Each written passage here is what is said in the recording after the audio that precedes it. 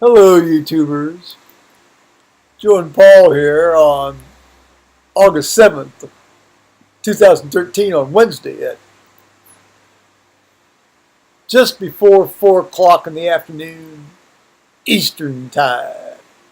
So, I really don't have all that much to say today. It's been a very benign day. I got a good night's sleep. I woke up. The house was intact. We were all intact. Uh, don't mind me flapping my arms around. We have we have insects. Mosquitoes. Well, we have mosquitoes. We have these little, we have various forms of diptera flying around, and I've chosen not to, put a lot of poisons around in the house this year. So actually, the wrens have been very, very busy. I've been watching them. They've been very aggressive this year, and they still are falling a little bit short. But go wrens. Now, You can find wings lying around from a moth. oh yeah, Because they'll they catch them and they'll rip the wings off of them. they munch away Keep on me. they munch away on these folks. So yeah, of course, read the Wall Street Journal online and do some email stuff back and forth, and then I had a fairly extended phone call from my friend's mother-in-law, my friend who died in North Carolina, his mother-in-law, and excuse me, she was giving me all the poop on the funeral. She had gone down there with her son, and I guess it's her son's woman or whatever, and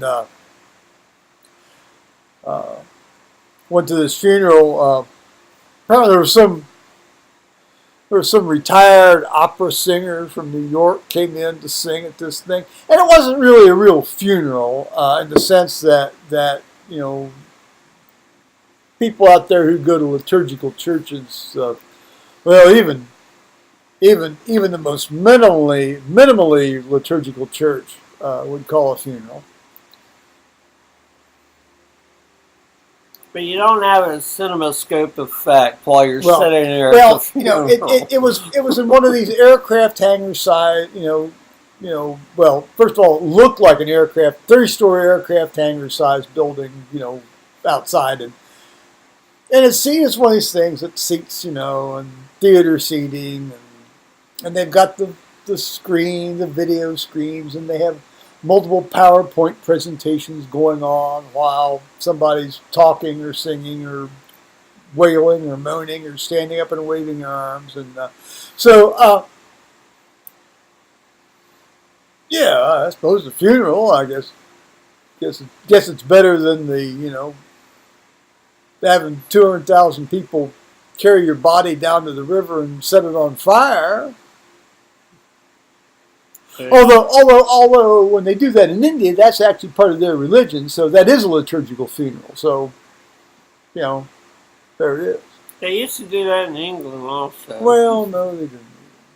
But anyway, so Paul's got a great story, and that's really why we're here today. Here with Paul. What's about the health inspector? Middle of breakfast, everybody finally decided to get out of bed and come down around 9 o'clock. So we had a big rush going on in the dining room. Well, bam, up shows the health inspector. She sort of just dropped in. So she and Dee Dee went straight to the kitchen to inspect it. Well, she thought it would be smart to give the dishwasher a workout. She wanted to check and see that the temperature got up to where it's supposed to be for scouring the pots and stuff in the kitchen. Well, she turns it on, she throws in the thermometer, shuts the door, turns it on, cranks everything up to Oh, the it's one of those highest like heat. little disc thermometers that they can put inside. Yeah, it kind of looks more or less like a meat thermometer. Oh yeah, okay, sure. Right. And she chucks the thing in there. She turns on the dishwasher, fires it up on the highest heats and stuff. And she's standing there watching it and watching the temperature gauge on the front of the dishwasher also. Well, then she all of a sudden, she hit the power button to instantly shut it off.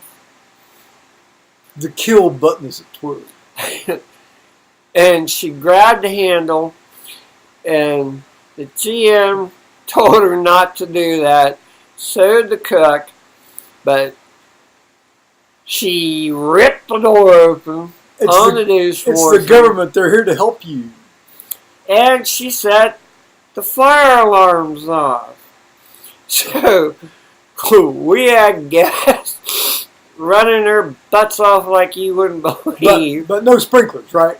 No sprinklers. Oh, that's good. Because it read out like just a smoke thing. But you're not gonna be like on 6 on your side for worst most deadly restaurant in town. Or, no, no, because it's happened before. At your place? Yeah. No, really. Yeah, well, because the last assistant manager, she thought she'd bake up some extra cookies, so she and the housekeeping supervisor could take them home to their kids and grandkids. Well, she forgot about them, and she set off all the alarms. Oh, I was thinking about the health inspector, giving you a bad rating. Oh no, she gave us the top rating. Well, I mean, but she didn't find anything wrong. Well, I understand, but before, I mean, you said you implied that before that they had given you a bad rating. No. Oh, okay. Well, I misunderstood. So it was just similar mess ups with the fire alarm system have had before. Yeah. Well, there's not always the same inspector comes back. Well, no, because you got to spread those bribes around. Because the others are kind of smart enough to, let the steam subside before they. I'm making a joke. Before they whip the door open, but this woman didn't. As soon as it stopped slashing the water around inside, she whipped the door open, and this big plume of steam came out and went straight to the alarm and set it off. Pay no attention to this beer drinking man sitting next to this guy in the blue sheets. All the guests are phoning down and everything, and they wanted to know if there was a volume control on the alarms in the rooms, so they could turn them down. It's awful. I mean, it's some of the loudest. I mean, 2 or 3 of the loudest things I've ever heard have been the hotel fire alarms. Now, so how about guys? You have to go like this when they're going off. Tell about this guy at the elevator. There's this young guy at the elevator. He has like 2 plates of food. He was hot. 2 plates of food. And he had 2 cups of coffee, one stacked on top of the other. Oh, bad way to carry coffee. There's crap because they always drop them. Bad way to carry coffee. And all these fire doors start slamming shut around him because they want to shut you off from the elevators because of fire. You're only in the stairways. No, they want to have you. They want to cook you in a spot that they can find your bodies and identify them. So I come running out of the pool room, and he's standing there, and he goes, "What do I do? What do I do?" I said, "Give me a second, I'll let you know." So I bust through the fire doors and get into the lobby. There's the head maintenance guy, and I said, "Where is it? And what is it?" And he said, "It's a steam accident with the dishwasher." Depending on the caliber of your employees, you might be having some steamed vegetables. It's safe. Well, only the American employees showed up to the lobby. Oh, then there would be a lot of steamed vegetables, wouldn't there? Because all the others, they just keep working during it. Well, because they got a work ethic. They're from south of the border. You know. But they're all legal. You could. Well, I don't care whether they're legal or not. More power to them if they're not. But I mean, you with these folks. I'm sorry, I shouldn't say these folks, should I? But with folks who have seen a little bit more of the world than we have, somebody could come in and machine gun the entire lobby, and they'd still keep working. Well, they'll work straight through a blackout. Well, there you go. We've had a 6-hour blackout over there, and they keep on cleaning. They just go in and throw the drapes wide back and everything. Good. A couple of them keep well, little hell's fire, I mean, where they come from, I mean, they're lucky to have electricity 3 hours a day. They have their little pin light flashlights. They'll just scrubbing away. Good for them. Good for them. There's an article in the Wall Street Journal today, by the way, and I encourage everybody. It's in the opinion section about this guy that hired this fellow from Honduras to do a lot of his yard work that morphed into him basically almost renovating his entire house. I encourage you all to try to look at it. That's in the Wall Street Journal in the opinion section today, August 7th. Oh, we've had a lot of car break-ins. People are getting their windows busted out. Most of them are just taking it in stride, but there's one guy, he's not taking it in stride. Well, good. He's even lying. Oh, well, that's not real lie. Where he had his car. No, you can't lie. You can't lie about an insurance matter. That's perjury. That's a felony. He claims his car was right in front of the security camera, and that the window that was bashed out was in pure view sight. But I was called in on an off day to deal with this guy. Because the maintenance guy... Was this Mr. Grumpy? Is this Mr. Grumpy? Oh, yeah. He's being real... What'd you call him earlier? Mr. Grumpy, I think. Nothing more colorful than that, though, actually, guys. No, it Just wasn't. Grumpy. Well, it was a different one. Oh, a different one? So you got two of these birds running around. So he was telling Dee Dee, one employee, exactly where he had his car. But the guy was wrong. Because we were outside talking about this at the end of the building where it was supposed to take place. And the GM is out there also, and she goes, the guy's car is right here, and he's backed in backwards, right where your assistant's car is. Good. That's a fast getaway. I always back in backwards if I can. But the guy wasn't there. The guy was over at the end of the sidewalk in the opposite direction. Oh, where he claimed he was. Oh, so he's lying. He was not out the back door and to the left. He was out the back door and to the right, and he was like 4 car spaces over, which is totally out of sight, out of the lens. This man's memory is incredible. I mean, I tell you, he remembers stuff that I wouldn't even begin to even think he does. God bless him. He kept wanting to know. This guy kept wanting to know. He was going to clean up his car, and he was going to clean up his broken glass on the pavement. Here's a wet rag, bud. But then, when I got everything to go do it, he refused to let me do it because he wanted the police to see all the stuff. See it first. Well, I understand that. He would not even let me clean all the glass up off of the pavement. Well, I had to leave it. Well, no, because that's like if it's sometimes they just some of these birds try to say they've broken into their own car. Where the broken glass is an evidence about did it actually get done from outside or inside. Then I learned that from watching TV. Well, then after I'm sorry. After the police left, you gotta have fun though. Then He refused to let me clean the glass off the pavement until he moved his vehicle. Was it a souvenir? Did he want to collect it for souvenirs? No, Perhaps he wished to collect the glass and reconstruct the windshield himself. he just kept telling me I was not allowed near his car. Like a great mosaic, like a puzzle, like perhaps, he was going to do a mosaic with this. I told him I was going to get his shop back and back out inside the vehicle. And he said, no, you're not. He says, I'm taking it over to a shop and get the window fixed. He said, they can clean that mess up inside.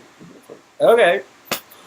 So, I bet they didn't. I bet if it was a glass shop, they did not clean the crap up inside. I bet they just put in a new windshield. well, he chased after the GM so much yesterday. That you just had to drive an ice pick into his head? No, she grabbed her purse and car keys and she fled. Oh, I thought to get away from I thought him. maybe she was going to beat him with her purse. And today she hid out in the back of the laundry room where the employees lounge. My Lord, she to sounds get like a an hide from this anesthesiologist guy. on call. She sounds like a doctor on call, hiding out. So she could get away from this guy. But somehow he was always lurking around in the dining room or whatever in the lobby area. And as soon as he caught her sight, he'd go after her. I always So tried to hide out. She kept running. She kept trying to get away from him. So that's how she figured out to do it. She took off and went shopping yesterday. And today, she hid out in the employees' locker room eating candy bars and mints. Oh, well, I never did that. No, I would hide out in my truck over in the garage on weekends when I was on call, and I had to stay at the hospital. I would, I would say I've got my beeper on, and I said I'm going to be, I would tell the operating room where I was, but see, this way then I just went over and sat in my truck and listened to WSU classical music while I was on call, because I couldn't stand being in that horrible enclosed atmosphere. Of course, I was sitting in my truck in a parking garage. I guess that was almost as enclosed, but at least I could sort of see daylight. See daylight, you can take a little nap. Well, and listen to good music. I could have. Well, I won't say that. Yes. So you got to hide out from time to time. I will understand. And that. you could walk down to the restaurant on No. the first floor and get a sub, and bring it up. And I always had my tubs full of spaghetti and stuff that I would cook and carry. I didn't mean to distract you. I really don't. I know I tend to wax on. Yeah. So, now tell us about Mr. Grumpy. This guy wasn't Mr. Grumpy. Oh yeah, he's real grump. He jumped me. This is not the guy with the car incident. No, this is a different guy. He was mad because someone on a Sunday night after 6 o'clock took the ice bucket from the room it's the ice bucket and got ice and put it in something. Well, they did not take the ice bucket back to the room. They set it on a courtesy phone cable in front of the elevators and left it. Well, this guy found that quite offensive and was screaming how this was no way to run a place. Someone should have dealt with this instantly. I said, Max is a bit that's been going on. I said, there's not that many free people to run around and keep on everything every moment. And he's good. Well, why didn't you do it? And I said, this is my day off. I said, I was at home. I said, they called me at 7:05. Get down here. That's when they called we got a problem. Right, they called you in, yeah. And I said, it wasn't an ice bucket on the table. It was something else. So, when he finished griping about it, I picked the ice bucket up and I took it to the housekeeper working on that floor. And I said, here, just in case you need it, for a room that does not have one. And she did have a room that did not have one. She thanked me. So she took the ice bucket and put it in the room where it was missing from. In all the hotels I've ever stayed when I was actively working and traveling for re-education and this, that, and the other, I can honestly say that I have only ever used an ice bucket once, and it had nothing to do with ice. It just was, I used it as a bucket. Further affiant saith naught on that. He complained about the fire alarms going off. Not that they were so loud and screeching and everything. Oh, He thought it was a stupid idea, even that we had them turn, the screeching alarms on. He said because they go off in hotels all the time, all over the world. well, yes. Well, I mean, natural selection is a wonderful thing, isn't it? He said nobody gets out of bed and does anything about it. He said they just stay there and lie there and don't do anything. I remember. And I said, and that's how they die when there is actually a fire. Well, at least your hotel is not made out of wood. Now, I will tell one final brief tale, and then we'll hang up. When my friend and I were traveling around Europe in 1971.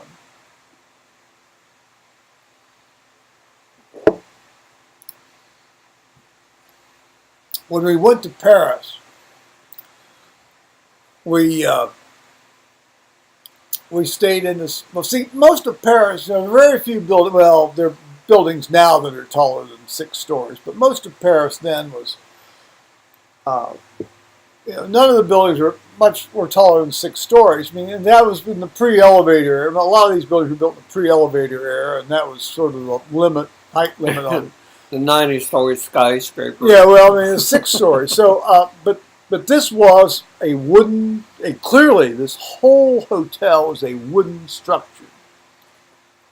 Well, very much like the great wooden hotels that were built in lakeside resort areas in the northern parts of various states. Most of which burned down, and I think there's only 1 or 2 of them left. And so in any case, they always lead you up to your room. Well, that's good because on some of these buildings you can't find your way around, particularly if they don't choose to turn the lights on. Shit, I got lost in the place in London. Well, that was actually a reasonable hotel, and that wasn't a wooden building. Anyway, so this building was 6 stories and it was made of wood. So here we are on the 6th floor of this wooden structure. Now, come on, guys, this is France. This is 1971. Everybody and his brother is smoking away like mad downstairs behind. I mean, that there's probably about 300 small fires going on down below you or more. And here you are on the top floor, and there's no fire escape. There's no fire escape. All you've got is an inside stairwell, and I'll tell you, I took a look down it, and they basically were using it for storage space. This was a death trap waiting to happen. And I prayed to God, oh dear Lord, don't let this son of a bitchin' place catch fire. There you go. Fortunately, it's France. It's like all back sheets. Grease the skids. It's Europe. It's Europe. That's how. Yeah. Wow. Yeah. Well, anyway, so by the grace of God, we didn't get burned down, and but it was a great room. I was very reasonably priced. Well, it should be, shouldn't it? I mean, it didn't come with a death benefit or anything like that. So on that note, guys, I think we're going to say later. Bye-bye, YouTubers. Have a good night. Okay.